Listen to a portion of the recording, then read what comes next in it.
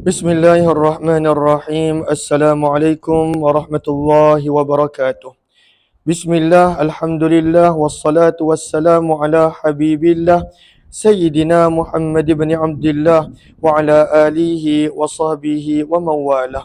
Subhanaka la ilma lana illa ma 'allamtana innaka antal alimul hakim. Wa la hawla wa la quwwata illa billahil aliyyil azim. Tutup pintu ada kucing. Allahumma rabbi syarah lana sudurana wa yassir lana umurana wahlul 'uqdatam min alsinatina yafqahu aqwalana. Allahumma fakkihna fid din wa 'allimna at-ta'wil bi rahmatika ya rabbal alamin. Walhamdulillahi rabbil alamin. Alhamdulillah summa alhamdulillah, segala puji-pujian dan kesyukuran hanya layak untuk Allah Subhanahu wa taala, zat yang telah memberikan kepada kita segala-galanya. Mudah-mudahan menjadikan kita hamba yang bersyukur apabila mendapat sesuatu kurniaan, bersabar apabila Allah ambil semula nikmat tersebut. Selawat dan salam untuk junjungan mulia kekasih Allah, kekasih kita, baginda Rasulullah sallallahu alaihi wasallam. Mudah-mudahan setiap daripada kita beroleh peluang untuk mendapat syafaat baginda Nabi sallallahu alaihi wasallam. Riwayat berapa? 97. Maka dibawakan satu hadis berkenaan tentang idza bu'i'a li khalifatain. Adakah seseorang itu boleh memberi bai'ah? Bai'ah bermaksud berjanji untuk taat setia kepada dua pemimpin. Maka tidak boleh. Maka dia perlu untuk menunaikan janjinya pada pemimpin yang pertama, khalifah yang pertama, bukannya pada kedua-duanya. Terus baca riwayat dia.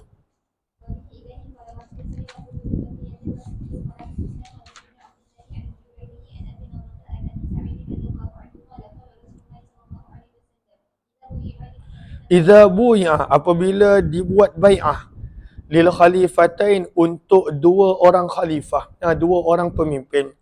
Maka sabda Nabi, faqtulul akhara minhuma, maka bunuhlah yang kedua daripada keduanya.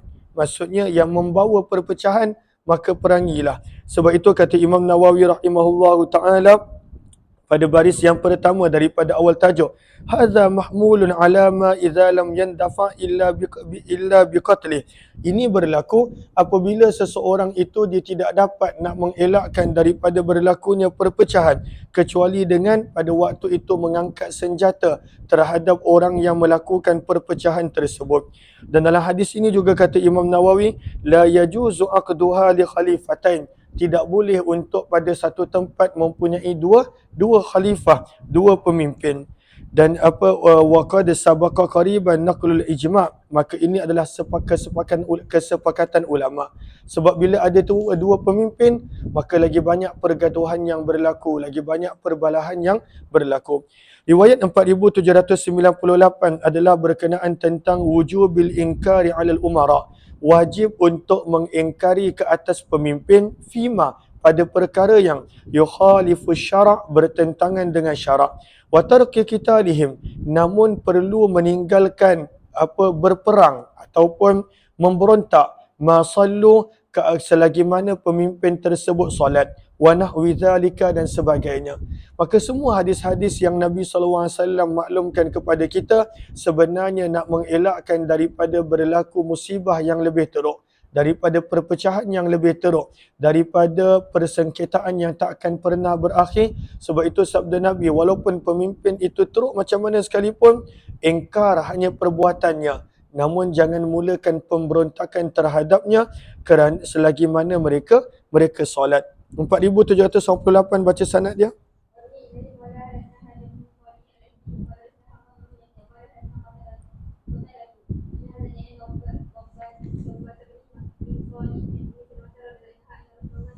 Maka Nabi SAW telah bersabda, satakunu umara, kelak akan adanya pemimpin-pemimpin. Fata'rifun, maka kamu akan mengakui dalam kurungan kebaikan mereka. Mereka ada perbuatan yang baik. Watunkirun, namun sabda Nabi, akan ada juga perkara yang kamu tidak setuju, dalam kurungan kerana mereka melakukan perkara yang bertentangan dengan syarak. Terima kasih banyak-banyak kepada yang beri gift, Yus Aijat dan juga sahabat-sahabat yang lain. Maka sabda Nabi SAW, maka benda yang baik maka kita setuju, benda yang tak baik maka apa yang patut kita buat. Sabda Nabi, faman arafa, barang siapa yang mengetahui bahawa faman arafa, maka barang siapa yang mengetahui bahawa benda tersebut tak baik, bertentangan dengan syarat, lihat kepada hasyiah yang ada tertulis nombor 1, faman arafa ay man arafa biqalbih annahu munkar, barang siapa yang mengetahui bahawa yang salah itu adalah salah dalam hatinya, apa yang berlaku, bari'ah, maka dia akan bebas daripada dosa. Tak boleh kalaulah benda salah pun kita nak betulkan, kalaulah benda salah pun kita nak terima. Maka sabda Nabi, apabila kalaulah pemimpin itu buat salah dan kita bersetuju dengan hati kita bahawa benda itu salah, maka seorang itu akan bebas daripada dosa. Waman ankara, dan barang siapa yang mengingkari perbuatan salah tersebut. Apa beza arafa dengan ankara? Arafa pada hasyiah nombor 1 tersebut menyebut biqalbih, dengan hati. Ankara pula adalah bil lisan, dia mengingkari dengan lidah, dia tegur, ataupun bil yad, dengan perbuatan dia tegur. Maka salimah, maka orang tersebut pasti selamat.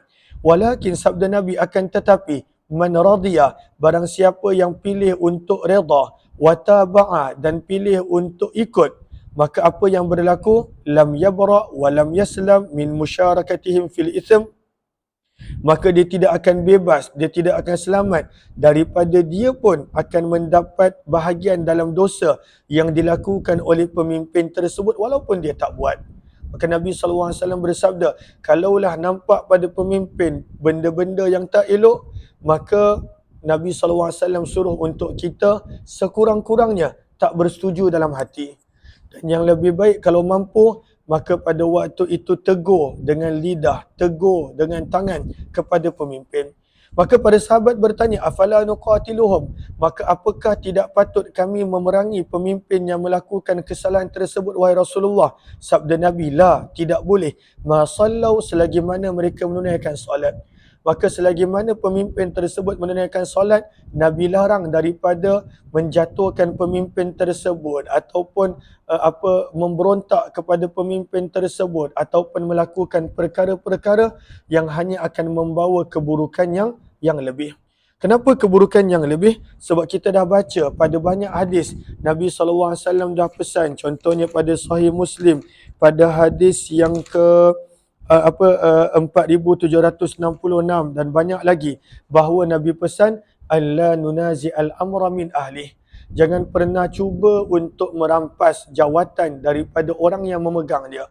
Kerana apa? Maka mudarat dia akan lebih besar. Kita nampak di dalam negara Islam apabila berlakunya percubaan untuk merampas kuasa, maka perang berlanjutan untuk tempoh yang lama. Orang yang tak bersalah pun menjadi mangsa dan korban. Maka sebab itu Nabi SAW bersabda, tidak boleh memerangi mereka selagi mana mereka solat. 4799 baca. Maka sebab itu pada zaman para sahabat diuji dengan pelbagai pemimpin yang mempunyai sikap yang pelbagai. Maka contoh pemimpin yang mempunyai sikap yang tidak baik adalah seperti Yazid bin Muawiyah. Pemimpin yang mempunyai sikap yang tidak baik seperti Hajjaj bin Yusuf. Pemimpin yang mempunyai sikap yang tak baik, melakukan pemberontakan bahkan, adalah Marwan bin Hakam dan anaknya Abdul Malik bin Marwan. Namun kebanyakan para sahabat pilih untuk mereka tidak terlibat di dalam perkara-perkara seperti itu. Terus 4799 baca sanad dia.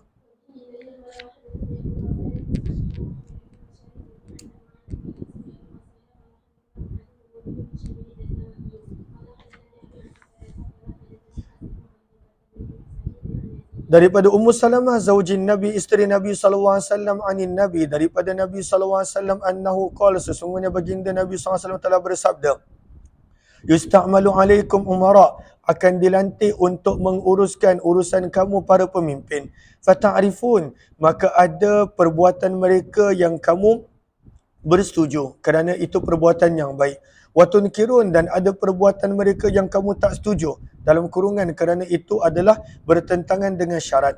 Maka hadis ini menjelaskan maksud Arafah pada baris sebelum ini. Sebab itu sabda Nabi, faman kariha ay biqalbi, barang siapa yang membenci perkara salah tersebut dengan dalam hatinya, faqad bari'a, maka dia telah bebas daripada dosa.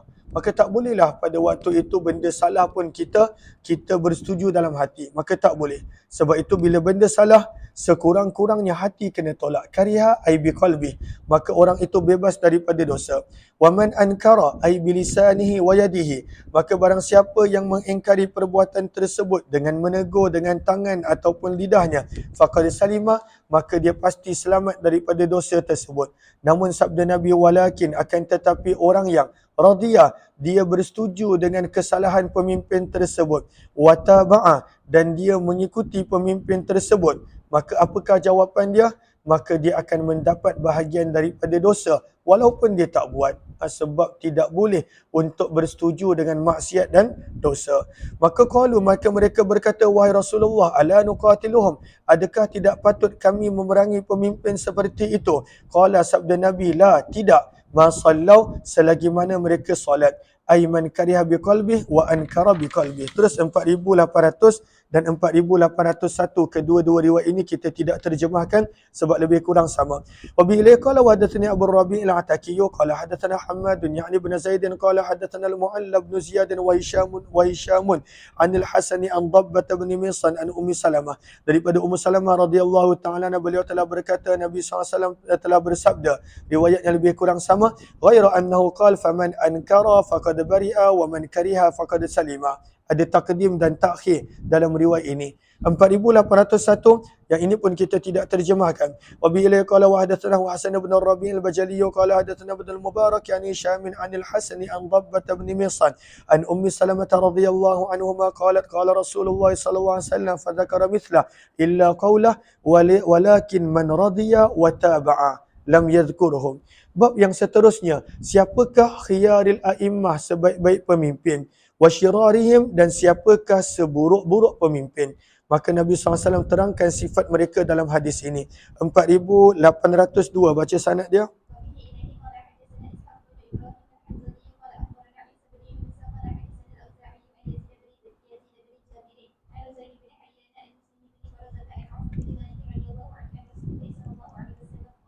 Maka Nabi SAW telah bersabda, khiyaru a'immatikum, sebaik-baik pemimpin kamu, alladzina, adalah orang-orang yang tuhibbunahum, kamu menyukai mereka, wa yuhibbunakum, dan para pemimpin tersebut pun menyayangi akan kamu, para rakyatnya, wa yusalluna alaikum, para pemimpin tersebut mendoakan kamu, wa tusalluna alaihim, dan kamu pun mendoakan mereka. Wa syiraru a'immatikum, sabda Nabi, seburuk-buruk pemimpin kamu adalah orang yang tubghidunahum, kamu marah kepada mereka, wa yubghidunakum, dan mereka pun marah kepada kamu, wa tal'anunahum, dan kamu melaknat mereka, mendoakan keburukan untuk mereka, wa yal'anunakum, dan mereka pun melaknat kamu. Qila, maka ditanya, wahai Rasulullah, afala nunabidhuhum, maka adakah kami tidak patut untuk memerangi? Nabaza bermaksud membuang, menjatuhkan. Maka wahai Rasulullah, apakah kami tidak patut memerangi ataupun menggulingkan ataupun menjatuhkan pemimpin yang kami tak suka tersebut bisayfi, dengan pedang? Maka Nabi bersabda, la, tidak, jangan buat begitu. Ma aqamu fikumus salah, selagi mana mereka membenarkan di kalangan kamu untuk mendirikan salat. Wa idza ra'aitum min wulatikum syai'an takrahunah, maka sabda Nabi, dan apabila kamu melihat daripada pemimpin-pemimpin kamu syai'an, sesuatu, takrahunahu, yang kamu tak suka. Tak suka di sini bermaksud kerana dia melanggar syariat agama, dia melakukan bertentangan daripada syariat agama. Maka Nabi pesan, fakrahu amalah, maka bencilah perbuatannya sahaja. Wala tanzi'u, dan janganlah kamu menarik yadan, diri kamu, tangan kamu, min ta'atihi, daripada mentaatinya. Maka Nabi SAW sentiasa mengingatkan ini, jangan menimbulkan pergolakan ataupun memecah belahkan keamanan dan kesatuan apabila ada perkara yang pemimpin kamu buat kamu tak suka. Kenapa? Kerana akan datang lebih banyak mudarat apabila berlakunya pemberontakan ataupun cubaan untuk merampas kuasa daripada orang yang ada kuasa. 4803 riwayat yang lebih kurang sama. Baca sanad dia.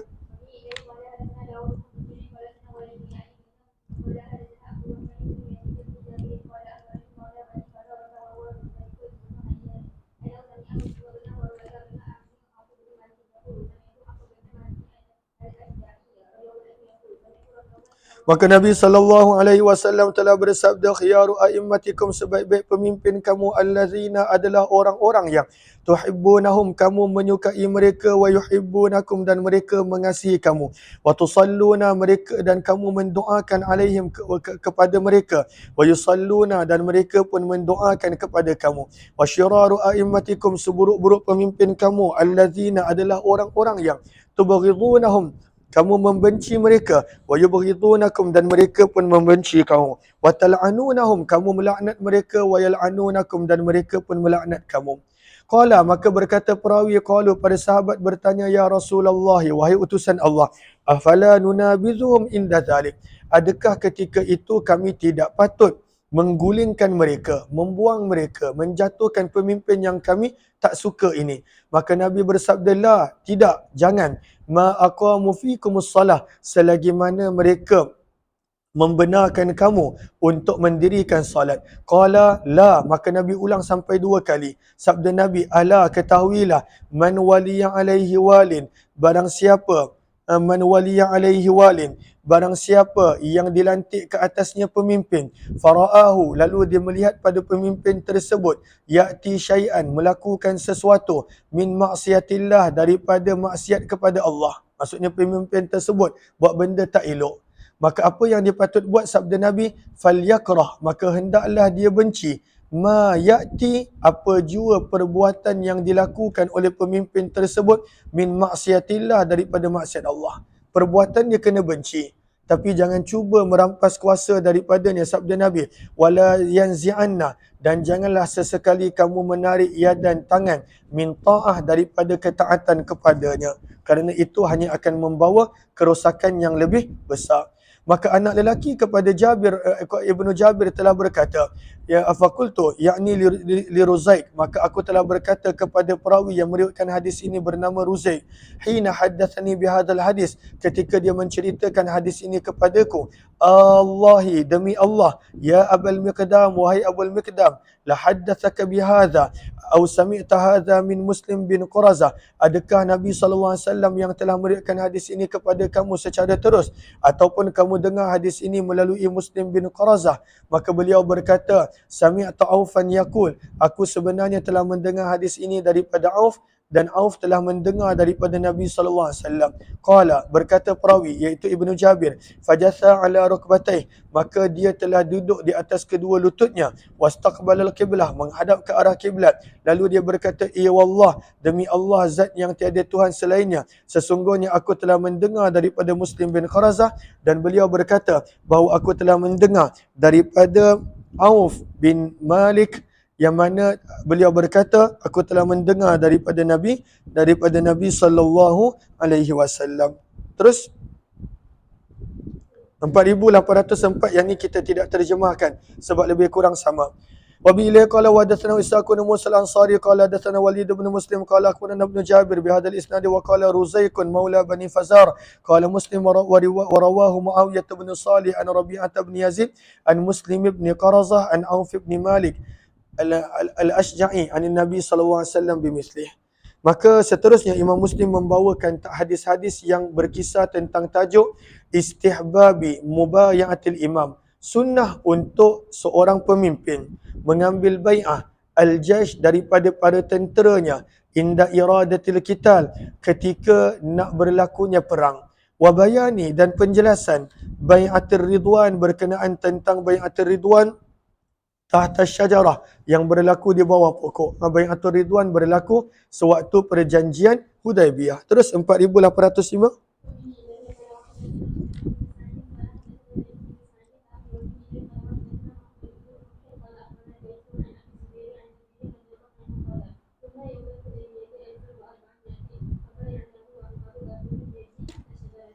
Maka telah berkata Jabir radhiyallahu taala anhu, ma kunna yaumal Hudaybiyah, adalah kami sewaktu peristiwa Hudaybiyah.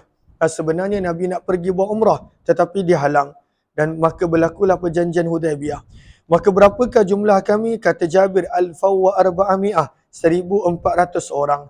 Maka kita akan lihat dalam riwayat yang pelbagai. Ada riwayat menyebut 1,300, ada riwayat menyebut 1,400, dan nanti pada muka surat sebelah ada riwayat menyebut 1,500. Maka sebenarnya jumlahnya di antara 1,003 ke 1,005, bergantung kepada anggaran yang para sahabat radhiyallahu taala anhum berikan. Maka berkata Jabir, fabaya'nahu, dan kami telah berbai'ah kepada Nabi. Bai'ah bermaksud memberi janji untuk taat setia. Wa Umaru akhidun biyadih, dan Umar bin Khattab telah memegang dengan tangan Nabi SAW tahta syajarah, di bawah satu pokok. Wahia samurah, dan itu adalah pokok samurah. Samurah ini diterjemahkan sebagai pokok akasia. Akasia, apa dah nama dia. Maka ia ni adalah sejenis pokok yang renek, yang rimbun daun dia, dan Nabi telah duduk di bawah pokok tersebut, dan Umar bin Khattab dan para sahabat mereka telah berbai'ah kepada Nabi SAW. Waqala, berkata Jabir, baya'nahu, bai'ah kami bukanlah supaya kami akan berjuang sampai mati, tidak. Baya'nahu, kami telah berbai'ah kepada Nabi ala alla nafirra, bahawa kami berjanji kami tidak akan melarikan diri kalau meletusnya perang.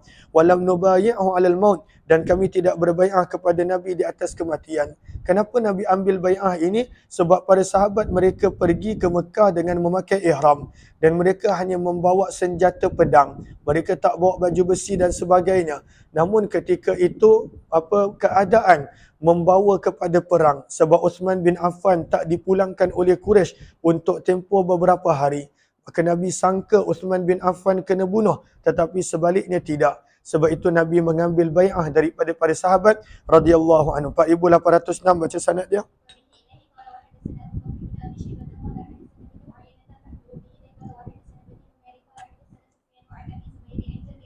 Daripada Jabir radhiyallahu ta'ala, beliau telah berkata, lam nubayyi' Rasulullah, kami tidaklah berbai'ah kepada Nabi SAW di atas kematian. Maksudnya bukanlah kami berbai'ah yang mana kami akan berjuang sampai mati.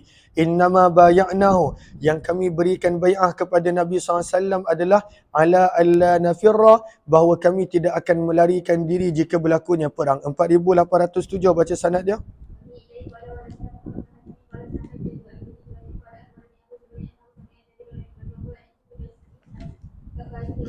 Maka dalam riwayat ini cuba nak menyebut ada seorang yang mana dia tidak berbai'ah, dan memang ada beberapa orang daripada kalangan golongan munafik yang mana mereka datang nak buat umrah tetapi mereka munafik dan mereka tak nak berbai'ah kepada Nabi sewaktu bai'atul ridwan. Dalam riwayat ini disebutkan satu nama. Maka Jabir bin Abdullah radhiyallahu ta'ala telah ditanya, kam kanu yaumal Hudaybiyah, berapakah jumlah kamu sewaktu peristiwa Hudaybiyah? Qala, berkata Jabir, kunna arba'a asyarata mi'ah, jumlah kami adalah 1,400 orang. Fabaya'nahu, maka kami telah berbai'ah kepada Nabi. Wa Umaru akhidhum biyadihi, dan Umar bin Khattab memegang tangan baginda tahta syajarah, di bawah sebuah pokok. Wahia samurah, dan ianya adalah pokok samurah. Fabaya'nahu, dan kami telah berbai'ah kepada Nabi selain daripada Jad bin Qais al-Ansari. Jad bin Qais dia tak nak berbai'ah, maka dia telah menyembunyi. Dekat mana dia menyembunyi? Ikhtaba'a, dia telah bersembunyi tahta batni ba'iri, di bawah perut untanya. Maka Jad bin Qais al-Ansari dia tidak mahu berbai'ah kepada Nabi sallallahu alaihi wasallam. Terus riwayat seterusnya.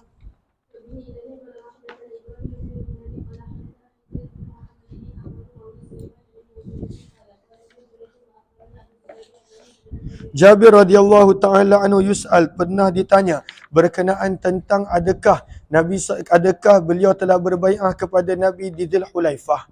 Sebab ada orang dengar yang mana bai'ah berlaku dekat Dhul Hulaifah.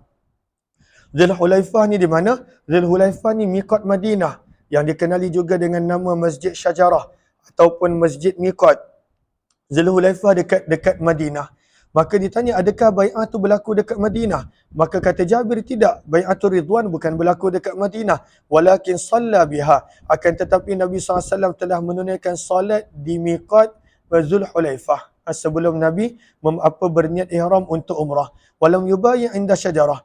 dan Nabi SAW tidak berbai'ah di pokok yang ada di situ. Sebab Zulhulaifah juga dikenali dengan panggilan syajarah, kerana di situ ada pokok yang Nabi SAW berehat. Illa syajarah, kecuali pokok yang dimaksudkan oleh orang ramai adalah pokok yang terletak di Hudaybiyah. Qala Ibn Jurayj wa akhbarani Abu Zubair annahu sami'a Jabir bin Abdullah radhiyallahu ta'ala anhu yaqul, Jabir bin Abdullah radhiyallahu ta'ala telah berkata, da'an nabiyyu, Nabi SAW telah berdoa. Doa apa? Pada baris yang terakhir Syiah An-Nawawi, ay da'a fiha bil barakah. Nabi SAW telah mendoakan dengan keberkatan ala bi'ril Hudaybiyah, pada telaga yang berada di Hudaybiyah. Kerana bila Nabi SAW sampai di situ, air dia sedikit, tak mencukupi. Maka Nabi SAW telah berdoa pada telaga tersebut sehingga air dia mencurah-curah, membuak-buak keluar dengan banyak. Nanti kita akan baca riwayatnya berikut. 4809 baca sanad dia.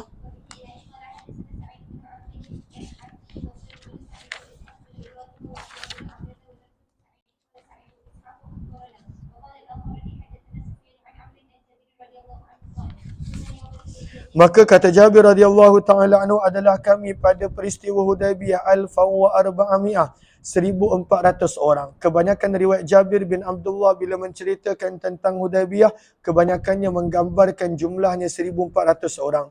Dan itu yang banyak dipegang oleh para ulama sirah pertengahan. Sebab ada juga riwayat mengatakan 1,003, ada juga riwayat mengatakan 1,005. Faqala lana Nabi, maka Nabi SAW pun bersabda kepada kami, antumul yauma, kamu pada hari ini, khairu ahlil ardi, adalah sebaik-baik penduduk bumi. Sebab mereka bersabar lama, mereka berada dalam ihram lama. Orang Quraisy telah menghalang mereka daripada masuk ke Mekah. Dan mereka telah cuba ubah jalan beberapa sebanyak sekali kerana Nabi tak nak berperang sebenarnya. Sehinggalah bila tiba perjanjian Hudaybiyah, Nabi SAW suruh mereka keluar daripada ihram, dan itu menjadikan mereka sangat sedih. Dalam keadaan mereka berada dalam keadaan ihram sangat-sangat lama. Maka Nabi SAW bersabda, kamu adalah sebaik-baik penduduk bumi pada hari ini. Wa qala Jabir, law kuntu absir, kalaulah aku masih boleh melihat, la araitukum mawdi'a syajarah, aku akan menunjukkan kepada kamu tempat di mana pokok itu berada. Maka nanti kita akan baca kejap lagi bahawa ayah kepada Sa'id bin Musayyib ataupun Musayyab yang bernama Musayyab bin Hazan, dia berkata tempat di mana berlakunya perjanjian Hudaybiyah tersebut dia tak ingat, telah dilupakan. Dan ini juga menjadi dalil bagi sebahagian orang yang mengatakan bahawa tempat di mana berlakunya Hudaybiyah tak diketahui. Namun daripada riwayat Jabir menunjukkan kepada kita sebenarnya pada waktu itu dia tahu, cuma dia dah buta tak nampak. Maka sebab itu ada perbezaan pendapat. Ada para ulama kata bahawa tempat di mana berlakunya Bai'atul Ridwan, apa yang disebut oleh sebahagian orang, itu adalah tempat yang tak betul. Sebab sahabat kata mereka pun lupa. Ada yang mengatakan tidak, sebab kata riwayat Jabir menyebut dia masih ingat, cuma dia tak nampak dan tak dapat nak tunjukkan. Maka itu adalah kedua-dua pendapat. Imam Nawawi memilih pendapat yang tempat itu tak diketahui. Dan ada sebahagian ulama menyebut tempat itu diketahui oleh sebahagian daripada orang. Jelas ke jelas? Terus 4810 baca.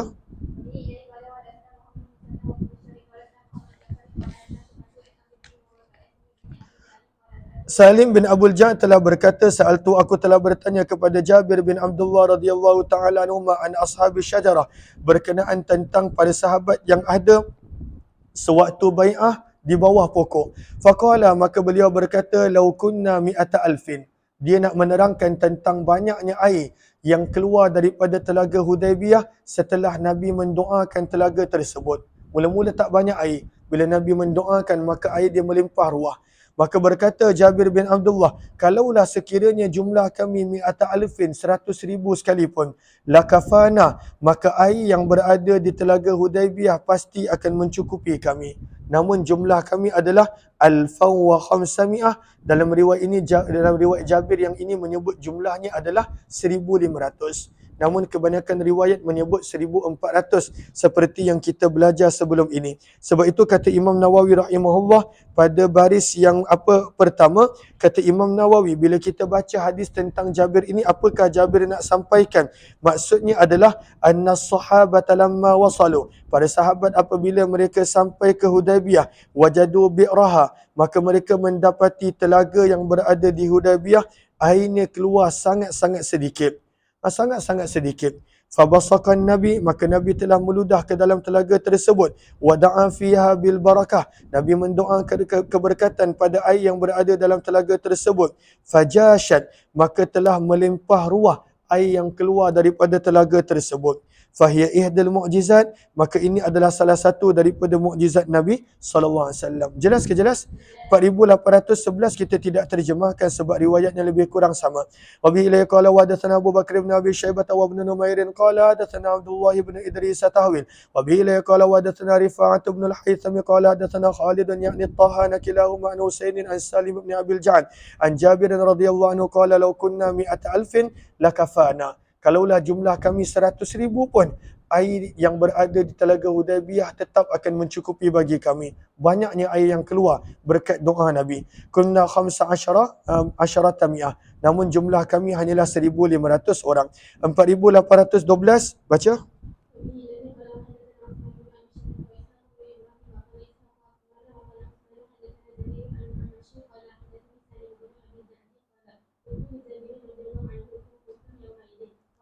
Maka pernah ditanya kepada Jabir radhiyallahu taala, berapakah jumlah kamu sewaktu peristiwa Hudaybiyah? Beliau menjawab, alfa wa arba'ami'ah, 1,400 orang. 4,813 terus. Ini nak menerangkan daripada banyak-banyak yang ada, yang datang banyak untuk buat umrah ketika itu adalah daripada Banu Aslam. Mereka sahaja berjumlah 300 orang. Terus.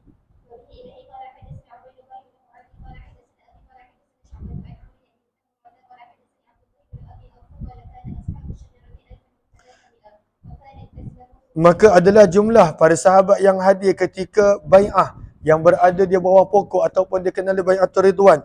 Jumlah mereka adalah 1,300 orang. Maka ini yang kita sebut. Ada riwayat menyebut 1,003, ada riwayat kebanyakannya menyebut 1,004 orang sahabat dan ada riwayat juga menyebut 1,500 orang. Maka riwayat ini menyebut 1,003 dan adalah Allahumma salli ala sayyidina Muhammad daripada Banu Aslam. Mereka sahaja berjumlah sumunal muhajirin, 1/8 daripada golongan muhajirin. Bukan 1/8 daripada keseluruhan, 1/8 daripada golongan muhajirin yang turut serta dalam bai'atul Ridwan tersebut. 4,814 yang ini kita tidak terjemahkan sebab lebih kurang sama. Wa bihi la qala wa hadatsana Ibn al-Musanna qala hadatsana Abu Dawud tahwil. Wa bihi la qala wa hadatsana Isa bin Ibrahim qala akhbarana Nadhr bin Shumail jami'an Syu'bah bi hadzal isnadi mislah. 4,815 baca sanad dia.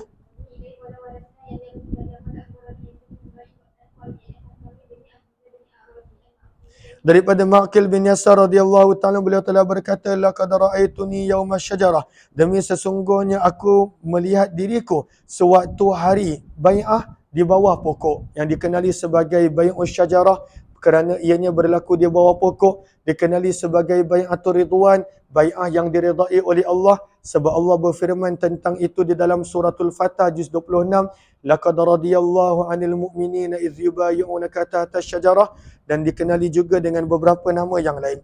Maka berkata Ma'qil bin Yasar, aku dapat melihat diriku sewaktu perjanjian bai'ah, sewaktu bai'ah di bawah sebuah pokok. Wan nabiyyu, dan Nabi SAW yubayyi'un nas, mengambil bai'ah daripada orang ramai. Wa ana rafi'un husnan min aghsaniha, dan aku mengangkat satu ranting daripada ranting-ranting yang ada, an ra'sih, daripada terkena kepala baginda. Wa nahnu 14 jumlah kami 1,400 orang. Qala, beliau berkata, kami tidaklah berbai'ah kepada Nabi untuk mati, walakin bay'ana, namun kami berbai'ah kepada Nabi bahawa kami tidak akan melarikan diri. Sebab mereka tak ada kelengkapan senjata, maka mereka berbai'ah, mereka tak akan melarikan diri kalaulah berlaku perang. 4,816 yang ini kita tidak terjemahkan sebab lebih kurang sama. Wa bi ilaihi qala wa hadatsanahu Yahya bin Yahya qala akhbarana Khalid bin Abdullah an Yunus bi hadzal isnad.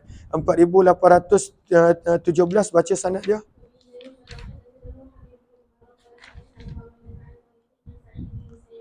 Maka ini riwayat-riwayat nak menerangkan bahawa ada sahabat yang mereka lupa dan mereka tak ingat di pokok mana berlakunya bai'ah.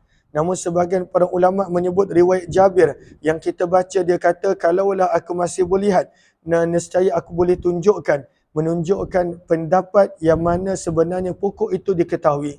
Cuma ada sebahagian para sahabat yang lupa di mana terletaknya pokok tersebut. Sebab itu ada kedua-dua pendapat di kalangan para ulama rahimahullahu ta'ala. Maka daripada Sa'id bin Musayyab, namanya boleh dibaca Musayyab, ada juga membaca Musayyib. Maka daripada Sa'id bin Musayyab rahimahullah, beliau berkata, kana abi, adalah ayahku. Ayah dia sahabat Nabi. Ayah dia bernama Musayyab bin Hazan. Maka adalah ayahku Musayyab bin Hazan mimman bay'ah, termasuk daripada orang yang telah berbai'ah kepada Nabi sallallahu alaihi wasallam inda syajarah, di sebuah pokok. Qala, berkata beliau, fantalaqna fi qabil, maka kami telah pergi pada tahun berikut, hajin, untuk menunaikan haji. Fa khafiya alaina makanuha, maka telah tersembunyi bagi kami tempat di mana terletaknya pokok yang mana kami berbaiat kepada Nabi. Maka pada waktu itu Musayyab bin Hazan, dia tegur sebahagian orang yang mengatakan mereka tahu di mana pokok tersebut. Sebab itu beliau berkata, fa in kanat tabayyanat lakum, maka jika adalah menjadi jelas dalam kurungan di mana tempatnya pokok tersebut, tutup kurungan, lakum, untuk kamu, fa antum a'lam, maka seolah-olah kamu lebih mengetahui daripada para sahabat. Sebab Musayyab bin Hazan pun tak tahu. Begitu juga ada beberapa sahabat lain yang mengatakan mereka tak tahu dan mereka lupa di mana tempat tersebut. 4818 baca sanad dia.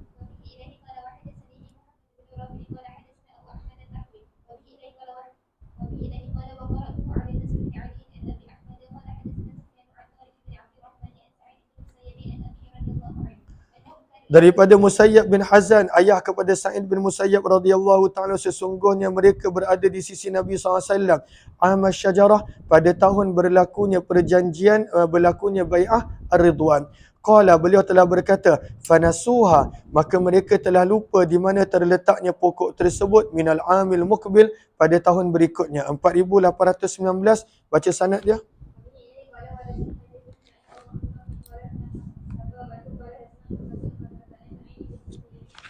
Maka daripada Sa'id bin Musayyab rahimahullah, daripada ayahnya, beliau telah berkata, laqad ra'aitu syajarah, demi sesungguhnya aku pernah melihat pokok tersebut. Thumma ataituha ba'du, namun bila aku datang kembali pada selepas itu, falam a'rifha, maka aku tidak dapat mengenalinya. 4820 baca sanad dia.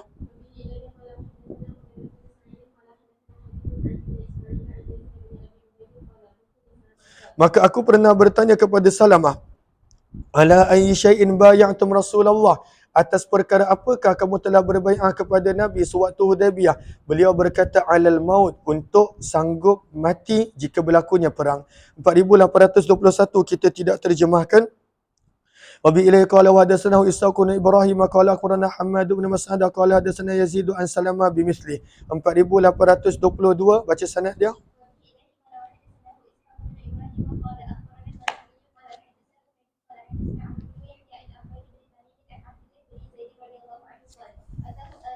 Maka seseorang telah datang kepada beliau. Seseorang telah datang kepada Abdullah bin Zaid lalu berkata, hadza ibnu Hanzalah, ini adalah Ibnu Hanzalah. Ibnu Hanzalah yang mana yang kita baca hadis pagi tadi berkenaan tentang mereka cuba untuk lawan Yazid bin Muawiyah pada riwayat 4791. Cuma dalam riwayat itu disebut nama seorang sahaja, Abdullah bin Muti' bagi golongan Quraisy. Kalau kat Mekah, Abdullah bin Muti' ketuanya. Kalau di Madinah, namanya adalah Abdullah bin Hanzalah bin Abi Amir. Maka ada orang berkata di sini Abdullah bin Hanzalah bin Abi Amir meminta bai'ah kepada orang ramai. Maka dia bertanya, untuk apa? Qala alal maut, untuk sanggup mati. Maka beliau berkata, la ubai', aku tidak akan memberi bai'ah untuk mati, ala hadza alal maut, untuk mati kepada seseorang pun selepas Nabi SAW wafat. Maka riwayat seterusnya adalah berkenaan tentang haram ruju'il muhajir, seseorang yang telah berhijrah untuk kembali ila watanih, ke tempat yang dia tinggalkan untuk berhijrah, istitan, bertujuan untuk menjadikan tempat tersebut sebagai tempat tinggal. Maka sama macam para sahabat Muhajirin, bila mereka dah tinggalkan Mekah, mereka tak boleh kembali duduk dekat Mekah. Datang untuk umrah haji tu tak ada masalah sebab Nabi pun buat. Tetapi orang yang dah berhijrah, dia tak boleh kembali ke tempat yang dia telah tinggalkan untuk dia berhijrah ke tempat lain. Jelas ke jelas? Terus 4823 baca.